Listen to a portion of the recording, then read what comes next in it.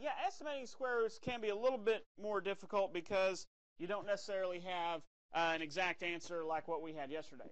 Okay, so today we're going to learn to estimate square roots to a given number of decimal places and solve problems using square roots. So let's take a look at our first example here. Okay, our first example says each square root is between two integers. Name the two integers and explain your answer. Well, let's look at this, okay, because it's asking us for, well, what is the square root of 55? Well, I don't know what the square root of 55 is because it's not a perfect square. So we need to figure out what numbers it's in between. Yes, ma'am? Okay. Ms. Parker said between 7 and 8. Well, what's 7 times 7?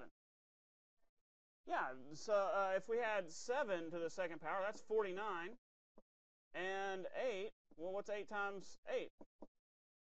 Yeah, 64. So, yes, it is between 7 and 8. Now, if we were looking at this, we could say, well, 55 is closer to 49 than it is to 64, so it's probably going to be closer to 7 than 8. So it might be like 7.3 or something like that, okay? But in your assignment today and on this, it says 55 is between, it's going to be between 7 and 8. Why? Well, our explanation is because 55 is between 49 and 64. That's how we know that our answer is going to be between 7 and 8.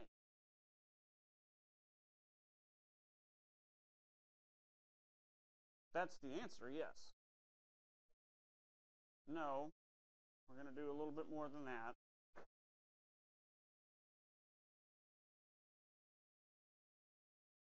Questions on how we did that, though? It is, again, not terribly difficult. Okay, let's take a look at our next one. Okay, it says each square root is between two integers. Name the two integers. Remember, you guys should be copying these down just like what they show up here. So whenever we have our spiral test next week, you do well on it.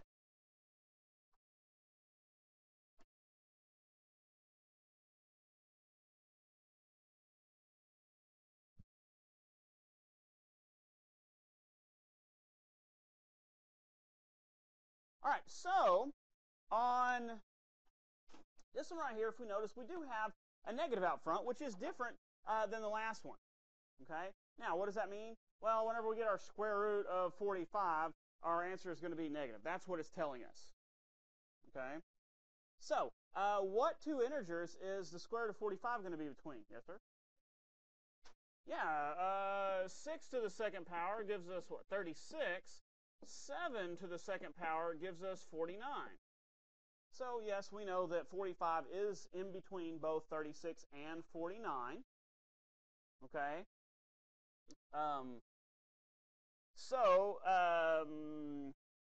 The square root, the negative square root of 45 is between, I'm going to say, negative 6 and negative 7.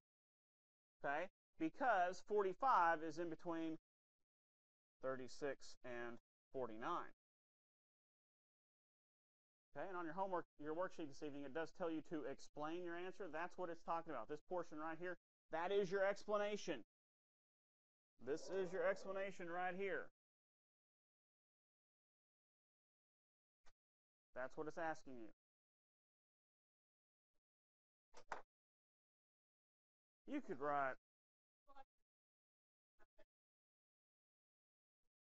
write negative 6, negative 7 because 45 is in between 36 and 49. That would be okay. That is pretty simple. No, I mean like where it's the answer, but no, I don't know what that is. That's great, but I don't. Yes, ma'am.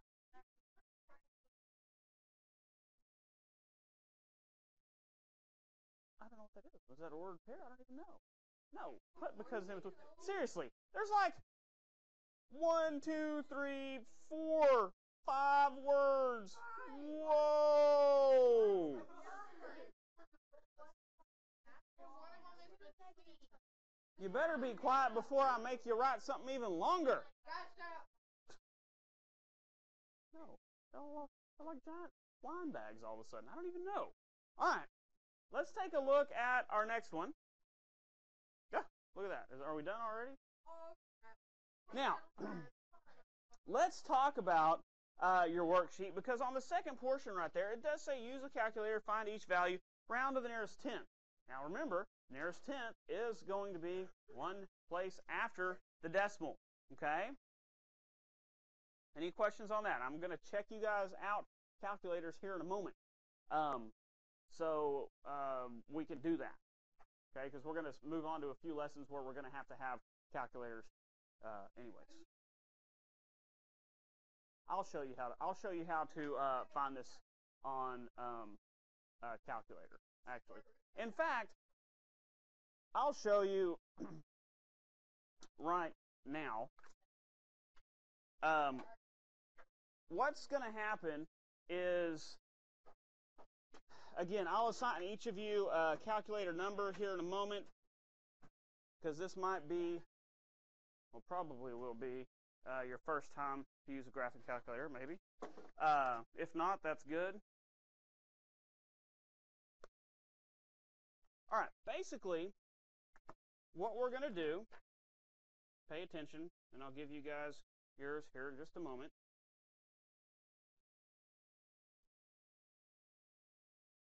Okay, basically, what we're going to do is you're going to have your calculator right here.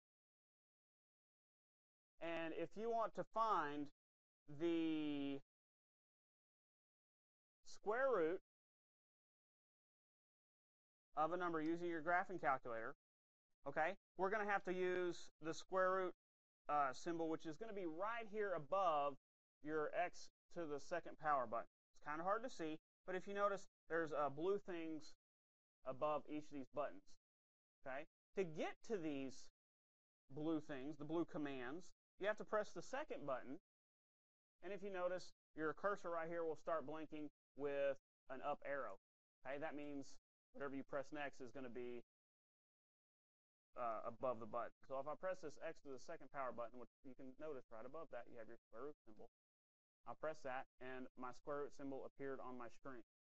Now, I can type in whatever number that I'm looking for. Let's say 41. Okay? Once I have that inside of my square root symbol, I can press enter, and it'll give me my answer. Okay?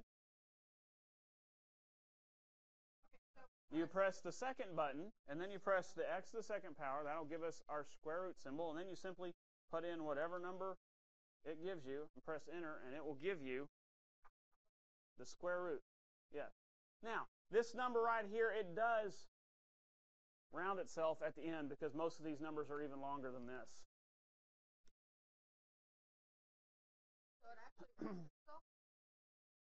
It rounds itself to the very end, because again, most of these are repeating.